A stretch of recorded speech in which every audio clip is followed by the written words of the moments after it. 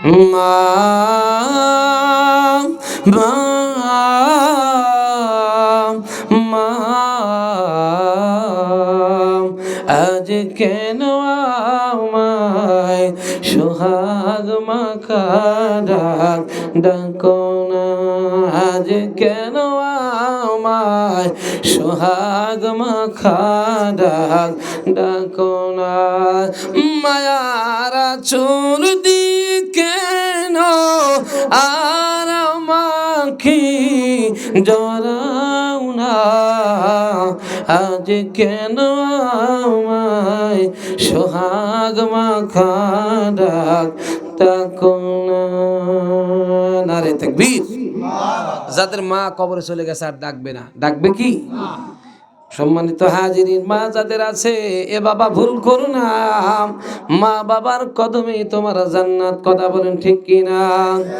এই সেই ঘর যেখানে দাঁড়িয়ে থাকতো মা, যত দূর চোখ যেত চোখ ফেরাতো না, জানালাটা আছে আগের মতো, ভেজা চোখে কেউ আর জাগি না তৃথি, মা বাবার আদর মাখা হাজার প্রীতি, ঠিক কিনা?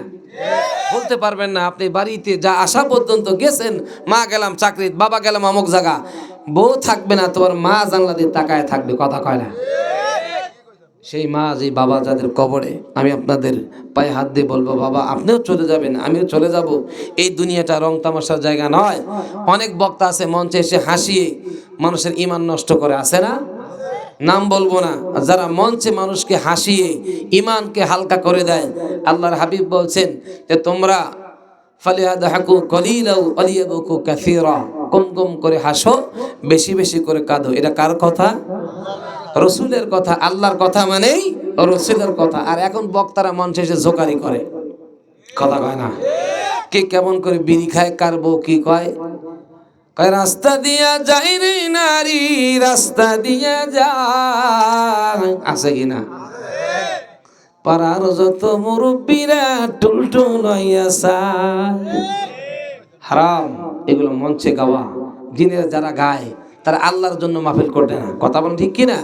কোরআনের আয়াত বলো, তুমি আলেম হইছো, একটা আয়াতও বলতে পারো না, বলে হুক্কা টানা দেখাও আর ফেসবুকে ভাইরাল হও, আছে না? বাংলাদেশটা চলছে হুক্কা টানার উপরে বাবাজি। একটা কোরআনের মঞ্চে যখন জোকারি করে, হাজার হাজার টাকা হাতিয়ে নিচ্ছে আপনাদের কষ্টের টাকা। কত মানুষ না খেয়ে 5টা টাকা কোরআনের জন্য দিলাম, কোরআনের কসু হয়, কথা কয় না? একটা আয়াত বলতে পারে না, মানুষ এত জুলুম মূর্খ, তাদের বক্তব্য শুনে আমার বুঝে আসে না। কোশ্চিন কালেও এই বক্তব্য তোমার নাজাতের কারণ হতে পারে না, কথা বলো ঠিক কিনা? জোরে বলো ঠিক কিনা? আল্লাহর ওলিরা বুকের তাজা রক্ত দিয়ে শহীদ হয়েছে তোমার নাসা দেখার জন্য।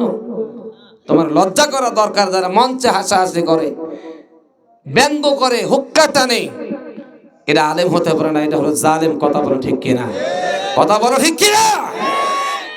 মুসলমানদের কাজ হবে চোখের পানি, মুসলমানদের কাজ হবে তওবা। তুমি নসিহত করতে পারো না, শুধু হুক্কা টানো। এই সমস্ত আলেম বললে গুনাহ হবে, এদেরকে বয়কট করা ফরজ, কথা কয় না? এদেরকে বয়কট করা ফরজ। ওর পিছনে টাকা না দিই, ইমাম সাহেবের 2000 বেতন বাড়িয়ে দাও, তোমার সম্মান আল্লাহ বাড়াবে, কথা বলেন ঠিক কিনা? যার বিয়ে হয় না ও জায়গা 5000 দাও, যার ছেলে পরীক্ষা দিতে পারছে না তার কাছে 5000 টাকা দাও, ওকে 30,000 টাকা দিচ্ছ কেন? কথা বোঝেন নাই? আমরা অন্ধ হয়ে গেছি বাবা। কয়দিন তুমি কবরে যাবা, হুক্কা টানা তোমার জন্য দোয়া করবে না, কথা বোঝেন নাই? কেউ মাইন্ড করবেন না, মাইন্ড করতেছেন? আপনাদের জন্য বাবা এত কষ্ট করে বসে আছি, আমার কি? সেই জন্য আমার বাবাজিরা, হযরত কুতুবউদ্দিন বখতিয়ার কাকি রহমাতুল্লাহ আলাইহি রাসূলের কদম ধরে, ইয়া রাসূলুল্লাহ আমি গুনাহগারকে আপনি দিদার দিলেন, মদিনার জমিন থেকে আসলেন, ইয়া রাসূলুল্লাহ আমি জীবনে কোনোদিন আর দরুদ পড়া ছেড়ে দেব না, কন্যা সুবহানাল্লাহ। সেই জন্য দরুদে শান্তি আছে কিনা? জোরে বলেন। চল নবীজির জান্নাতে মদিনাতে যায়, মারহাবা। একে যাবি মদিনায়, মদিনাতে কান্দেন নবী উম্মতের মায়া মারহাবা, আর জোরে মারহাবা। দিন রজনী কান দিন তিনি শুয়ে যায়, চল নবীজির জান্নাতে মদিনাতে যায়। ইয়া নবী, সবাই দাঁড়ান।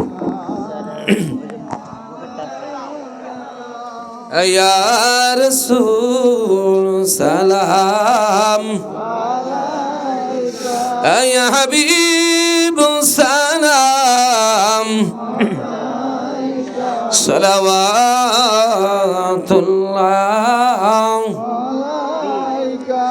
कहती थी हलीमा दाई, नेमते क्या आने पाई, दूध अहमद को पिलाई, क्या खुश नसीब हमारी या नबी। সবাই মোহাব্বতে ইয়া রাসূল সালাম, ইয়া হাবিব